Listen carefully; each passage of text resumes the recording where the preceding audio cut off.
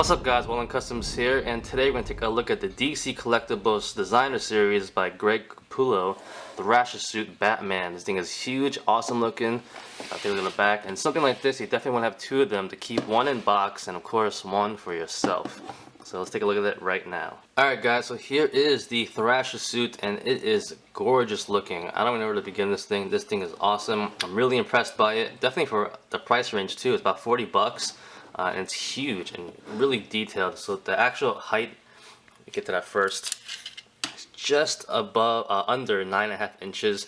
And it's a pretty hefty figure too, pretty heavy, nice details, and I think it's a great price range for 40 bucks. The size comparisons we're definitely going to get to at the end of the video, so stay tuned for that. It's going to be interesting comparing him to other figures in the same size stature. But first off, let's take a look at him up close and just admire the awesome detail and design. So if you guys don't know the background of this, Batman basically wore this suit to fight off the Court of Owls that stormed his house, Wayne Manor, and it was pretty cool. It didn't have a long appearance because it's pretty much got destroyed in the battle, but it was definitely pretty cool when he first brought it out. Definitely was nice.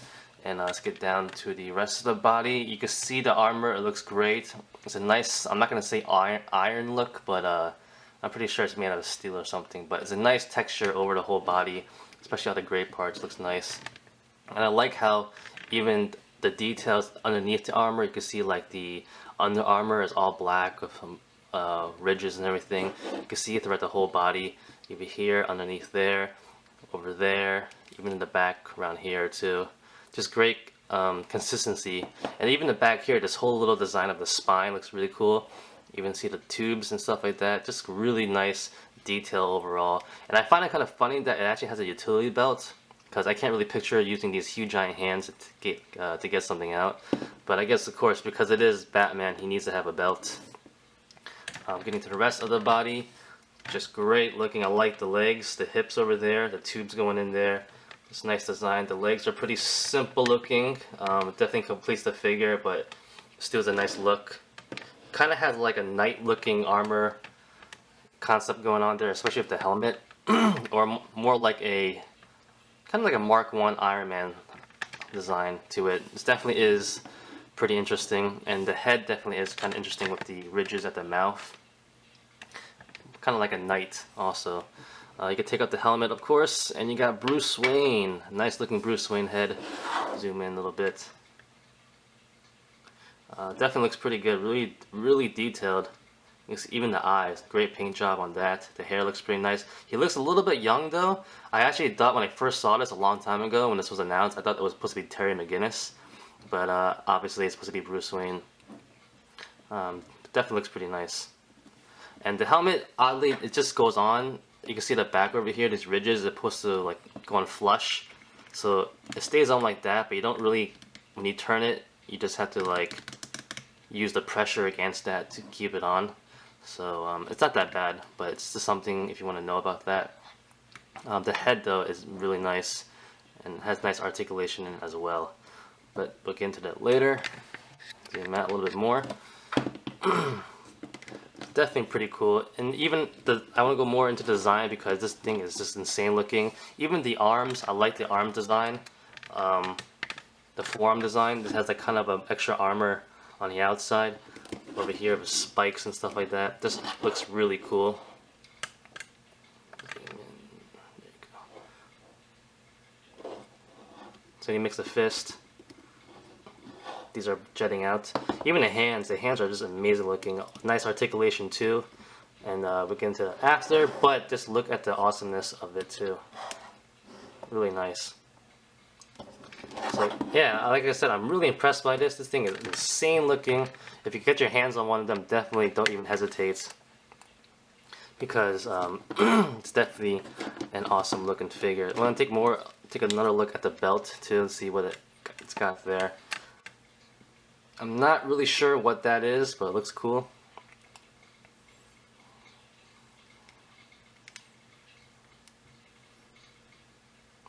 Yeah. So like I said before, definitely is pretty cool. I'm going to keep saying that probably throughout the whole video. But yeah, you guys see it for yourself. Like I said before, I like the spine design right here. Very consistent throughout the whole suit. Like I said, just great job done overall. He has a ball jointed head, which is really nice. As you can see, it goes up that far. It goes down pretty nicely, but it also pivots really good to the side, which is awesome. So you get some nice poses. Definitely, if you take pictures, it'd be nice looking like that, and definitely, you know, a nice feel to it. That looks pretty cool, as you can see right there. Like I said before, he has the helmet that stays on like that. No real articulation. Going to his shoulders, standard hinge shoulders that rotate, so they go up, down, in and out, about that far. He has a bicep swivel right there, and one joint at the elbow. It looks like he has a pivot and a hinge at his wrist, as you can see right here. But I can't really move it, and I don't want to try to force it or anything, especially the way how it's designed behind this thing. So it's okay though, I don't really need it. But getting into the hands though, that's the real awesome part of this figure. A lot of articulation on the 4 fingers here. He has 1, 2, 3, just like a real hand. On this finger has 1, 2, 3. I think we only have 2, but it's still pretty cool. So it's just like a real hand. You can make a real nice fist right there, which is awesome. And you do whatever you want. But of course, the design looks really nice too. Really, very realistic looking as well, which is nice. Getting to the rest of the figure, he has a nice ab joint as well. It's like it's a ball joint inside there. So the ball joint actually allows him to pivot to the side a little bit, which is nice. Also go really far back, which is really cool. And also a nice ab crunch right there. It goes pretty far down. Also has a waist swivel right there, which is nice. And now we're getting to the lower body. For his hips, he has wide jointed hips that go up like that.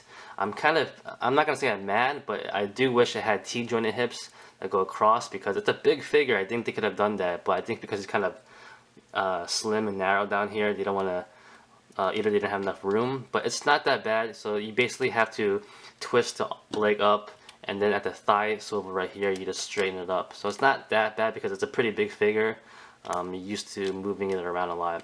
So on his hips, his legs go out this far, not that bad. Like I said before, they go up like this. You gotta twist it, and then going back is not existent at all. Getting to the rest, he has 1 joint right here at the knee, like that. Actually, he has 2, I believe. No, he has 1. And then he has a boot swivel over here, and at the boots, at the foot, he kind of has a pivot, but it does go up and down just a little bit because it's so bulky looking. Not the greatest range, but it's decent enough, I guess. Now looking at the back of the figure, he does actually have 2 points articulation at the knee. One over here and one over down here. Alright guys, clearly this is the greatest figure ever made, but let's talk about some negative things, maybe some things I wish they changed, also to my own preference, and also some tips and things I noticed on the figure. So like I said before, I do wish it had T-jointed hips instead of Y-jointed hips, but I could see why now that I think about it, why they probably did this, because it's a pretty heavy figure. Sometimes when you have wide jointed hips, it's more stable at the hips. They don't move around as easy. And also, like I said before, it's 1 step extra to do, so it's not the biggest thing in the world. Getting back to the something I didn't notice is that he actually does have the spikes in the back of his forearms over here. They're pretty small though, but I kind of prefer that because I feel like if they were any longer, they would kind of take away from the armored look of this figure. And they are pretty cool though. I like how they incorporate them to be kind of small, and they're actually pretty sharp and hard as well. Getting back to the head of the figure, I saw on a forum where some guy actually attached a hinge that goes to the back over here in the back of the helmet, so it opens up like this. I think that was pretty cool, but however, you do lose the ability to swivel the head left and right. But it's just like the Hulkbuster armor where it actually opens up like that and it's connected. So that's something to think about. Another thing also I want to point out, as much as I love the Bruce Wayne head, which is pretty cool, it's really nice, but I do wish it came with a Batman head, or maybe you could at least swap it out. It came with an additional one, because you know, in the comic book he was wearing his Batman outfit when he was fighting in it. Also though, I do kind of understand why maybe they didn't do it, because if he had a Batman mask on, maybe the bat ears, maybe it might not have fitted in here. So who knows. But if you have your own Batman head, you could probably swap it out because it's on a ball joint and it comes off pretty easy. Like that. So maybe if you're home, you want to try it out yourself. I don't have a Batman head, oddly, for this size. That is. And for a last thing I want to talk about, and I know you guys probably notice this as well, but what is with the smell of these figures? Man, they smell like marijuana, weed, whatever you want to call it. You know, it's pretty amazing how much it smells. I remember the first DC Collectibles figure I got a Bizarro figure. And when I first got that, it reeked so badly. I honestly thought it was something wrong with that specific figure because I couldn't imagine that all of these smell like that. So I didn't think anything of it. I went on. Then I got a Court of Owls figure, and then I got Mr. Freeze, and they all stink. So I'm not really sure what kind of plastic or rubber they use on these figures. But it's really interesting, and you can imagine, you know, those are 7-inch slim figures. You got this big, giant, almost 10-inch figure. He's huge and hefty. This guy reeks, and especially when you have them all combined together, they kind of combine forces to be even stronger. I know my girlfriend notices it definitely. She walks by them, and she's always just like, I can't believe they stink so badly. So yeah, that's something to talk about. You know, I'm pretty sure a lot of you guys have noticed it as well. If you have, leave a comment below. Tell me what you think about that, or maybe you might know more about the material they use. So leave a comment, make a conversation out of it, and see what happens. Alright guys, size comparisons. First off, we have the Batman with some of his DC Collectibles counterparts.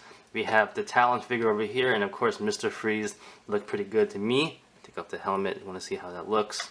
Alright, next we have the Battle of the Billionaires. Of course, I had to do the comparison right here. We had the Hulkbuster armor.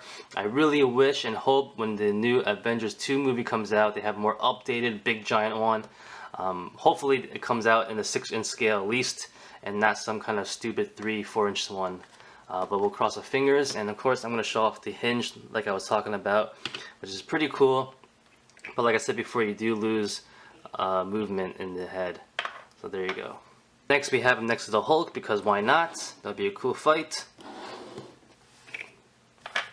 And next here we have him next to the Batman figure and some vehicles. I thought it was pretty appropriate because it's just like another thing in his arsenal, like the Batmobile or the Jetwing or something like that. So you can just imagine him going into his garage, if you want to call it that, and you see a Batmobile, Thrasher suit, Batmobile. So I think that'd be a pretty nice look right there, and of course I'm definitely going to try to do a picture like that. And for a last size comparison, here he is with some of the other 6-inch figures from different lines, because you guys know I only mainly collect 6-inch figures, and it's a great looking figure. Definitely try to pick it up if you can.